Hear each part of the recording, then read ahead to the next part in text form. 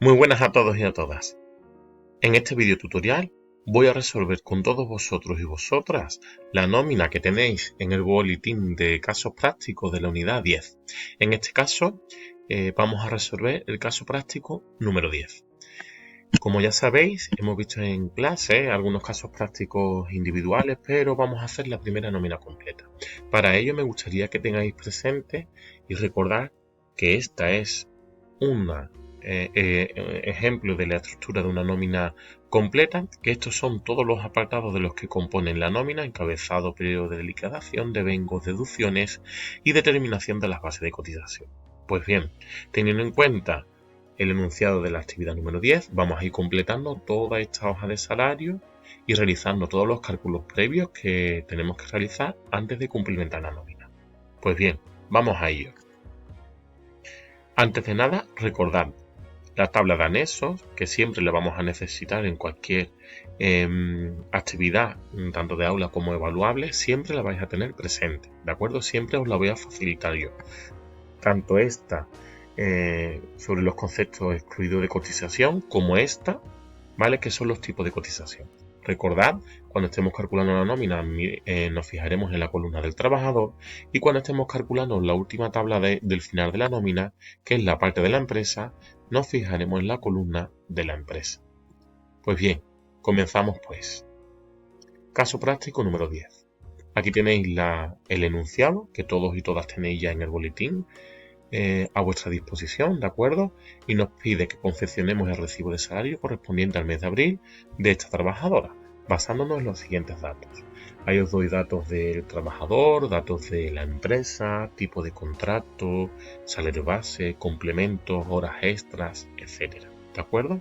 Pues bien, ¿cómo afrontar un caso práctico completo de recibo de salario? Como siempre os digo, paso a paso y bloque a bloque, porque si no os abrumáis con tanta información. Pues bien, yo sé que tengo que confeccionar una nómina completa. Voy a ir bloque a bloque. Primer paso. Cumplimentamos el encabezado de la nómina con los datos del enunciado. El encabezado, como ya sabéis, lo componen los datos de la empresa por un lado y los datos del trabajador o trabajadora por otro. Pues vamos a ello. Cogemos nuestra nómina en blanco y empezamos a cumplimentar según el enunciado. En este caso de la empresa solamente me indican el nombre, Andaluza Externa Sociedad Limitada, pues yo lo coloco en razón social o nombre de la empresa. No tengo nada más de la empresa, lo dejo todo en blanco y me voy a la parte del trabajador. ¿Qué datos tengo del trabajador? Tengo su nombre, tengo el número de afiliación a la seguridad social, tengo la categoría, ayudante no titulado, y tengo el grupo de cotización, grupo 4. No tengo la fecha de antigüedad, pues lo dejo vacío. Este grupo número 4, recordad que ya me indica que la trabajadora tiene una nómina de grupo mensual. Recordad, grupos 1 al 7, remuneración mensual, del 8 al 11, grupos diarios. Pues bien, ya tengo el encabezado relleno. Continuamos. Si bajamos un escalón más, realizaríamos el paso número 2, que es cumplimentar el periodo de liquidación. Y aquí os digo que recordéis que en el periodo de liquidación tenemos que cumplimentarlo con el mes que estemos calculando, ¿vale? Y que al final, en total días, pues aquí está el truco. Los grupos mensuales, es decir, del 1 al 7, siempre pondremos en total días 30. Y los grupos diarios del 8 al 11 indicaremos los días reales que tenga el mes que estemos calculando. ¿De acuerdo? En este caso, si cumplimentamos el periodo de liquidación, nos piden la nómina del mes de abril. Pues en periodo de liquidación colocaríamos del 1 de abril al 30 de abril de 2024 o del año en cuestión que estemos calculando. Y en total días aplicamos este truco. En el enunciado nos indicaba que el grupo de cotización era grupo 4. Por tanto, es grupo mensual y por tanto siempre en los grupos mensuales ponemos en total días 30. Por eso aquí van 30. Siguiente paso. Paso número 3. Cumplimentamos el total de vengado. Como os pongo ahí, os recomiendo que antes de rellenar la nómina directamente calculemos manualmente el total de vengado y posteriormente esos datos los pasamos directamente a la nómina, como yo os lo voy a proyectar. Este total de vengado está calculado manualmente antes de pasarlo a la nómina, ¿De acuerdo? Pues bien, los devengos los componen por un lado las prestaciones salariales y por otro lado las prestaciones no salariales. La estructura es bien sencilla. Dentro de las prestaciones salariales encontramos salario base, horas extras, gratificaciones extraordinarias, salario en especie y complementos salariales. Y dentro de las no salariales, las indemnizaciones o suplidos. Pues bien, con el enunciado por delante, simplemente tengo que ir colocando las cantidades donde correspondan. Salario base 1.300, horas extras hacen normales y de fuerza mayor, las sumo 70. Gratificaciones extraordinarias son las pagas extras. En este mes que estoy calculando, el mes de abril, no cobran ninguna paga extra porque no me lo dice el enunciado, por eso se queda vacío, al igual que no recibe ningún salario en especie, lo dejamos vacío. Tengo un complemento salarial, plus de actividad, lo coloco aquí 80 y dentro de las prestaciones no salariales tengo unos gastos de locomoción que ascienden a 50 euros, ¿vale? Que iría en indemnizaciones o suplidos. Pues bien, tengo ya todas las prestaciones salariales y las no salariales. Para obtener el total de vengado, como os pongo aquí, o salario bruto, simplemente debemos sumar ambas percepciones. Si yo sumo 1550 más 50, tengo el total de vengado 1600. Pues bien, como ya lo he calculado previamente manualmente, ahora sí, estos datos los voy trasladando directamente uno a uno a la hoja de nómina y quedaría una cosa así.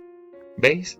Salario base 1300, horas extras 70, nada de gratificaciones ni de salario en especie, complementos salariales y gastos de locomoción. Y como ya he sumado antes, simplemente pongo el total de vengado o salario bruto. ¿De acuerdo? Pues continuamos. Siguiente paso. Paso número 4. Calculamos las deducciones y como ya sabéis, para obtener las deducciones tengo que realizar previamente el cálculo de las bases de cotización, es decir, los 4 pasos que ya sabéis. ¿De acuerdo? Pues vamos a irlo haciendo manualmente. Paso número 1. Base de cotización por contingencias comunes, la BCCC. ¿Cómo lo obtengo? Sumando la remuneración mensual más la prórrata. Remuneración mensual. ¿Cómo los tengo? Salario base más complementos salariales más plus de transporte y los excesos. ¿Vale? Voy a ir sustituyendo. De salario base tengo 1300, de complementos salariales hacen un total de 180, plus de transporte no tengo nada, ni excesos. ¿De acuerdo? Porque no hay ningún gasto de locomoción ni de manutención que se lo paguen por encima del límite, por eso no hay excesos. Sumo todo y me da 1480. Calculo el segundo bloque, la prórrata de pagas extras, que como es retribución, es grupo mensual, la fórmula sería de la prórrata de pagas extras, número de pagas extras 2 por el importe de cada una de ellas, 1300, entre 12. 216,67. Tengo los dos bloques, sumo 1480 más la prórrata, 1696,67. Paso número 2. Base de cotización por contingencias profesionales, la BCCP. ¿Cómo se calcula? Obtengo la BCCP a partir de la BCCC más todas las horas extras. Pues cojo el 1696, lo coloco aquí y le sumo las horas extras normales y de fuerza mayor. Lo que daría un total de 1766,67. Esto es una rata, ¿vale? 1766,67. Tercera base adicional por horas extras. Simplemente tengo que diferenciar el importe de horas normales y el de fuerza mayor. 50 y 20. Y ya para finalizar me quedaría la cuarta base, ¿vale? La base de cotización por el impuesto de la renta de persona física, la base de IRPF, que como se calculaba, pues al total de vengado, es decir, todo lo que cobre, le quito los conceptos exentos y le sumo los excesos. ¿De acuerdo? Vamos a sustituir y además aquí os he puesto algunas aclaraciones, ¿vale? Cómo obtenemos el total de vengado, cómo obtengo los conceptos exentos y los excesos. ¿De acuerdo? Pues simplemente tenemos que sustituir total de vengado, es decir, todo lo que cobra este trabajador, salario base, horas extras, gratificaciones, todo lo que cobre, ¿vale? Pues asciende a 1600. ¿De acuerdo? Conceptos exentos, recordad, gastos de locomoción, gastos de manutención o facturas. Pues aquí se enciende una bombilla porque en el enunciado al principio nos decían que los gastos de locomoción llevaban facturas. Y como hemos visto en teoría y en los casos prácticos, en clase, en aula, todo lo que lleve factura hay que restarlo en concepto exento, es decir, hay que incorporarlo en concepto exento. Por eso aparece aquí menos 50. Por tanto, base por IRPF daría un total de 1550. Antes de pasar todos estos datos a la hoja de salario, recordad que hay que poner la frase, ¿de acuerdo?